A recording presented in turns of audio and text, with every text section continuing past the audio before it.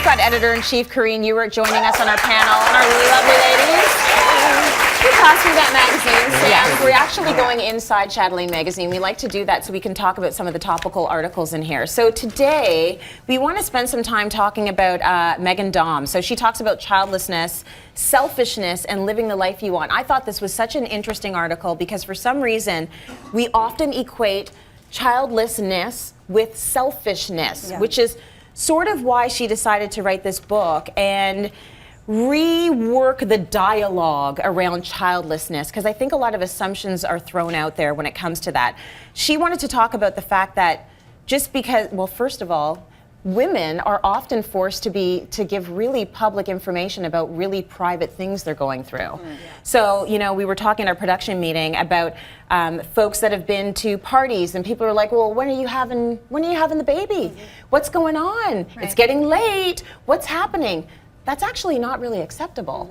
Like, why is it okay for people to get right into your personal business? And then where do these assumptions come from that your life is sort of empty because you don't have children? What do you think? Yeah, no, I think you're absolutely right. There's an invasiveness about the whole thing, and you know, questioning somebody, you know, that's of a certain age that maybe doesn't have children. You know, there could be a plethora of reasons, but what I really love about this is Megan talked about the fact that people actually make the choice not to have children, and some people find that really difficult to understand. And that's where that sort of selfishness comes in. You know, they're not having kids because they want to have more material things. They want to drive a Porsche and live in a big house. More sleep. Yes. I want to have more sleep. But there's a judging.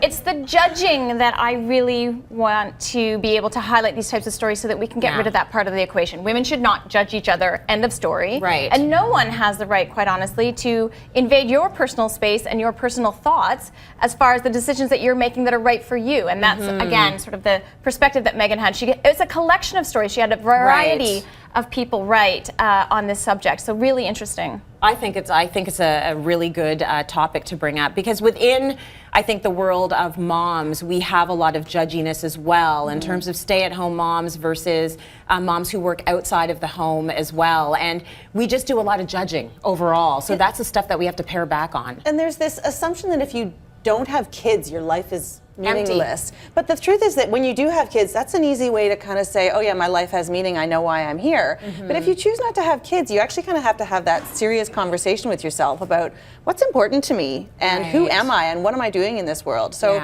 it almost makes your life, it could anyway, there's no judgment either way, but just because you've decided not to have kids doesn't mean that you have no meaning in your life. Well, what I want to let other people talk too, but the other point that I wanted to make here too, how many people actually stop to say, do I want to have children? Right. Like, that's a good point. I got married. I didn't really ask myself that question. It just seemed like the natural next step to take. And so I actually admire the majority of, well, everybody that wrote in this piece just to actually raise that question. Like, is that an assumption that everyone's going to have children?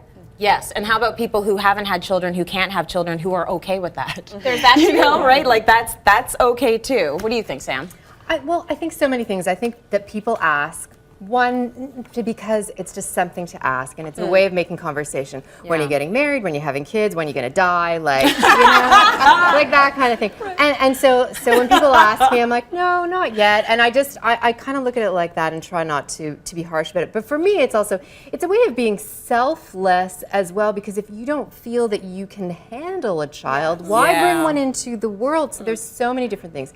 And I think it's a conversation that it is private, but I also feel like I'm one of those women who gets asked a lot, and I just say, well, you know, you never know, and I understand where it's coming from. It's just so natural, right? You're so good about that. Congratulated for making the decision, because it's really hard to have to raise kids, even if you really, really want them. Yeah, that's so true. If you make the choice not to, good for you. Yeah, I actually have thought at times in my life that the decision to have children is kind of selfish. I mean, I actually had my children for fairly selfish reasons. I wanted to up my joy quotient, and that's what I use them for. Like, I come home from work and I don't think about work anymore. I'm thinking about tickles and hugs. That's kind of selfish. The other thing is we often end up buying our kids a lot of crap.